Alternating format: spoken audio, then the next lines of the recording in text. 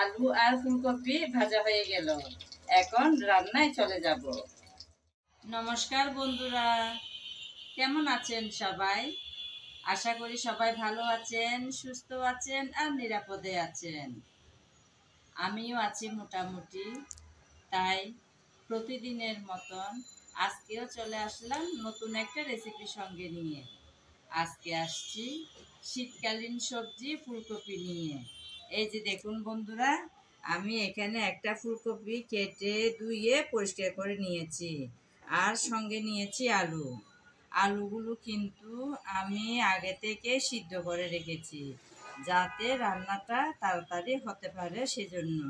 চলুন তাহলে এবার রান্নায় চলে যাওয়া যাক।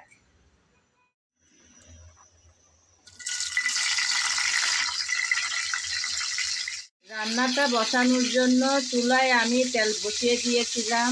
তেল গরম হয়ে যাওয়ার পর ফুলকপিগুলো দিয়ে দিয়েছি। শুরুতে কিছুটা লবণ আর হলুদ দিয়ে নেড়ে চেড়ে ফুলকপি ভেজে নেব।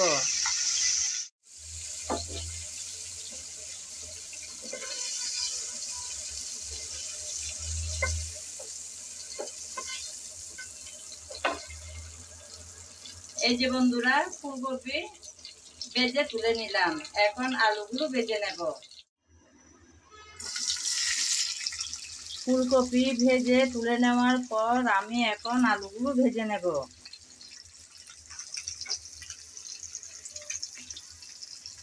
এখনো দিচ্ছি আগের মতন কিছুটা পরিমাণ হলুদ, তারপর লবণ। হলুদ আর লবণ দিয়ে আলু ভেজে নেব।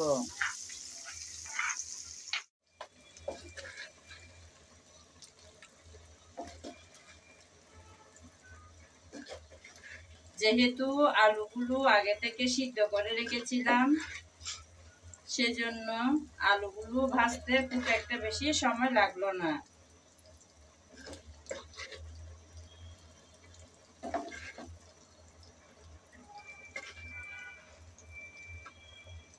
এই যে বন্ধুরা, আলু আর ফুলকপি ভাজা হয়ে গেল।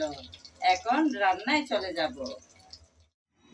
আলু আর ফুলকপি ভেজে তুলে নিয়েছিলাম। এখন আলু ফুলকপি ভাজার তেলেই আজকে রান্নাটা করব বলে চুলায় বসিয়ে দিলাম সেই তেলগুলো আরেকটা প্যানে। তেল গরম হয়ে গেল। গরম তেলে দিয়ে দেব পেঁয়াজ কুচি। যেহেতু তেলগুলো আগে থেকে ভাজা ছিল, এখন হালকা গরমের মধ্যে পেঁয়াজগুলো দিয়ে দিলাম।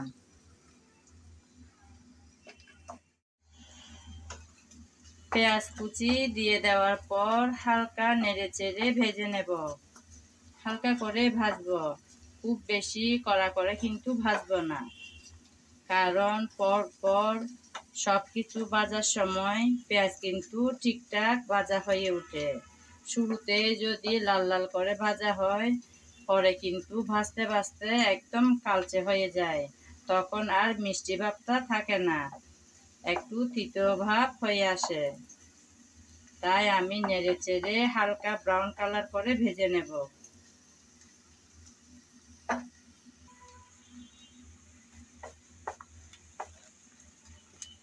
পেঁয়াজ নেড়ে চেড়ে কিছুক্ষণ ভেজে নিয়েছি। এখন দিয়ে দেব আদা বাটা আর রসুন বাটা। আমি আদা আর রসুন একসাথে বেটে রেখেছিলাম, ওখান থেকে কিছুটা পরিমাণ দিয়ে দিলাম। নেড়ে চেড়ে আবারও ভেজে নেব পেঁয়াজের সাথে, যাতে কাঁচা গন্ধটা চলে যায়।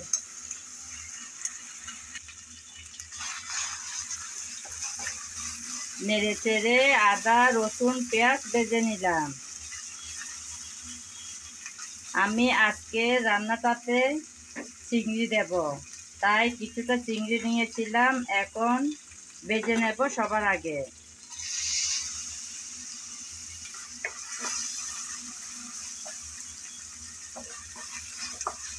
আপনারা চাইলে শুরুতে সবার আগে তেল বসিয়ে চিংড়ি মাছ ভেজে নিতে পারেন। আমি সময় কম লাগার জন্য একসাথেই ভেজে নিচ্ছি।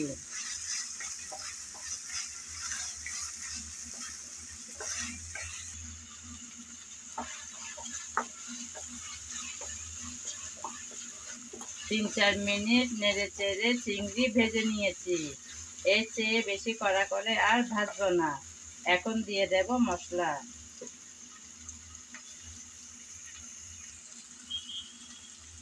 প্রথমে দিলাম হলুদ,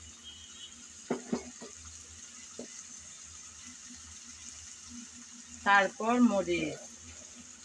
ঝালটা যে যেমন খেতে পছন্দ করেন সেরকম দেবেন। তারপর জিরা, ধনিয়া, গরম মশলা সব একসাথে গুঁড়ো করা পাউডার। এখন দিচ্ছি স্বাদ মতো লবণ।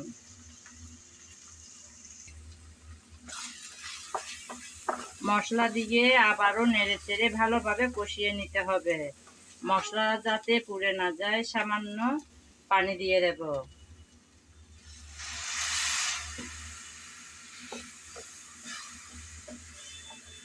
সামান্য পানি দিয়ে নেড়ে চেড়ে ভালোভাবে মশলা কষিয়ে নিতে হবে। আমি কিন্তু আমার রেসিপি ভিডিওতে সবসময় একটি কথা বলে থাকি, অর্থাৎ রান্নার ভালো স্বাদ আসে ভালোভাবে কষানোর উপর। যেমন সুন্দর কালার, সুন্দর ঘ্রাণ, ভালো স্বাদ, তিনটাই কিন্তু আসে ভালোভাবে কষিয়ে নেওয়ার পর। তাই খুব যত্ন সহকারে কষানোটা করতে হয়।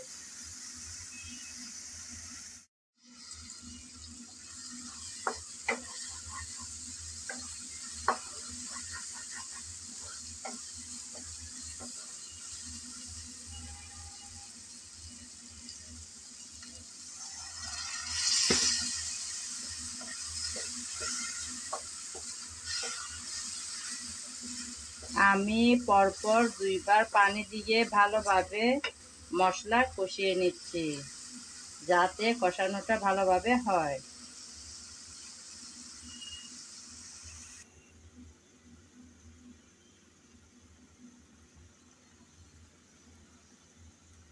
মশলা ভালোভাবে কষানো হয়ে গেল। এই দেখুন বন্ধুরা, উপরে কিন্তু তেল বেশি উঠল। এতে বোঝা যায় মশলা ভালোভাবে কষানো হয়ে গেল। আর কিন্তু আমি কষাবো না।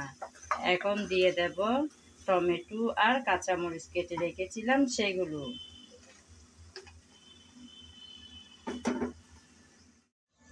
এই যে কয়েকটা কাঁচামরিচ আর টমেটো একসাথে দিয়ে দিলাম।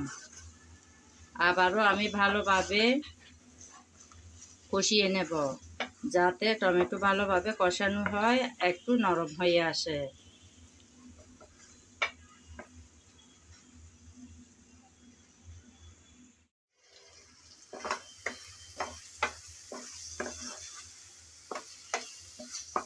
টমেটো আমি কিছুক্ষণ কষিয়ে নিলাম, টমেটোটাও নরম হয়ে আসছে।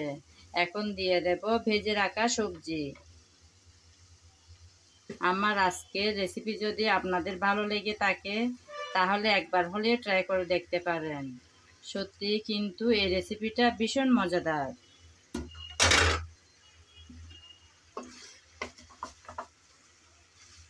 সবজি দিয়ে আমি ভালোভাবে নেড়ে চেড়ে একটু কষিয়ে নেব। বেশিক্ষণ কিন্তু কষাতে হবে না, যেহেতু আমি ফুলকপি আর আলু আগে থেকে ভেজে রেখেছিলাম, সেই জন্য বেশিক্ষণ করে ভাজতে হবে না। একটু নেড়ে চেড়ে মিশিয়ে নিলেই হয়ে যাবে।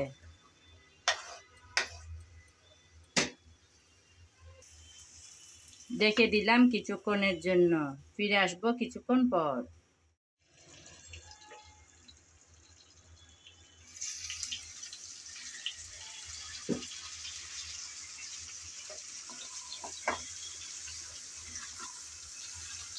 ঢাকনা দিয়ে কিছুক্ষণ কষিয়ে নিয়েছিলাম, আর কিন্তু কষাতে হবে না।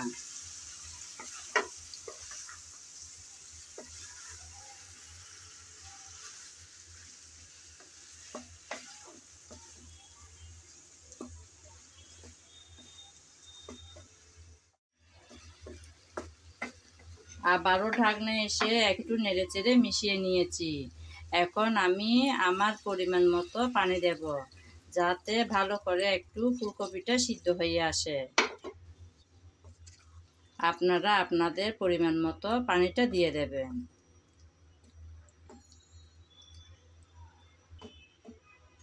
কিছুটা পরিমাণ পানি দিয়ে নেড়েচেড়ে মিশিয়ে নিয়েছি। এখন আবারও ঢাকনা দিয়ে কিছুক্ষণ রান্না করে নেব। ফিরে আসব কিছুক্ষণ পর।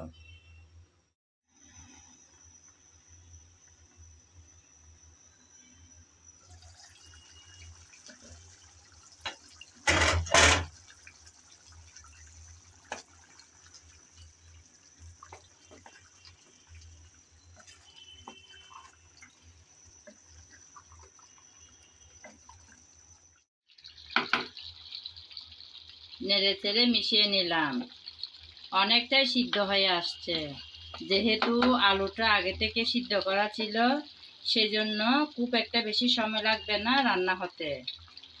এখন আমি ধনেপাতা কুচি দিয়ে দেব উপরে। ধনেপাতা কুচি দিয়ে আবারও 4-5 মিনিটের মতন ঢেকে রান্না করে নেব। আমার আজকের রান্নার রেসিপি যদি কারো ভালো লেগে থাকে, তাহলে আমার চ্যানেলটি সাবস্ক্রাইব করে আমার পাশে থাকবেন। এখন দিয়ে দিলাম ঢাকনা। ফিরে আসব 4-5 মিনিট পর।